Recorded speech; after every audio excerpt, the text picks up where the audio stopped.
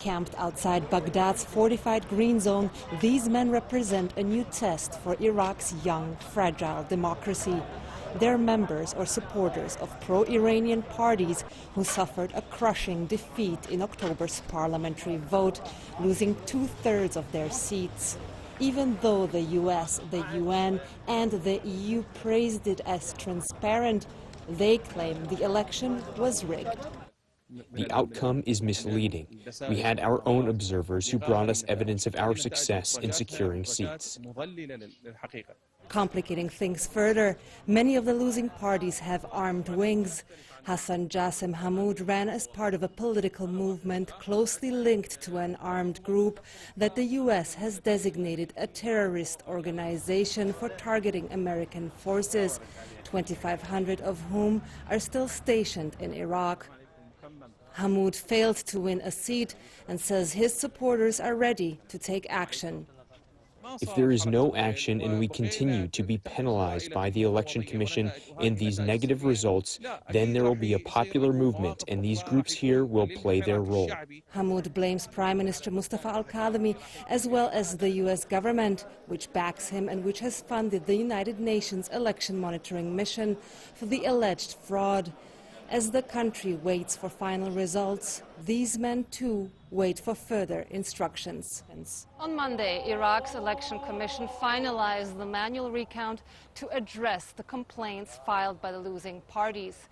No major discrepancies were found, meaning that the preliminary results are likely to be endorsed by Iraq's Supreme Court. But these groups have shown time and again that they don't respect the rule of law. The protests turned violent last Friday when hundreds tried to breach the Green Zone, a fortified district that houses embassies and government offices. 2 men were killed when security forces opened fire. Both were members of another paramilitary group whose leader has been sanctioned by the US for human rights abuses. Here he is, visiting the protest site and threatening Prime Minister Kadhimi. You, Kadhimi, hear it from me. Revenge for the blood of the martyrs is our responsibility, which will be achieved by putting you on trial.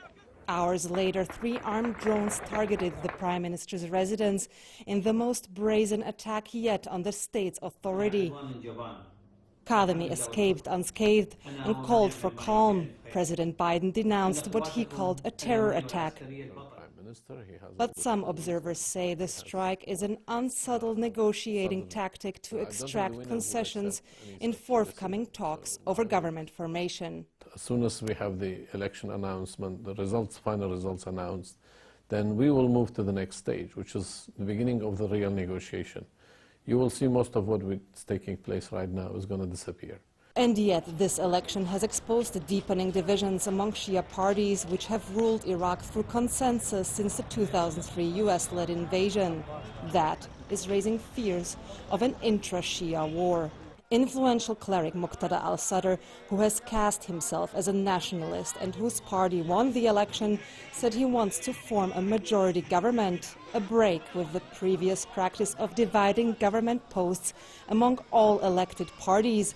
That idea of a majority government is firmly rejected here at the protest site. It's impossible. This will not happen. Why? Because Muqtada Sadr doesn't represent the Shia. He only represents one side.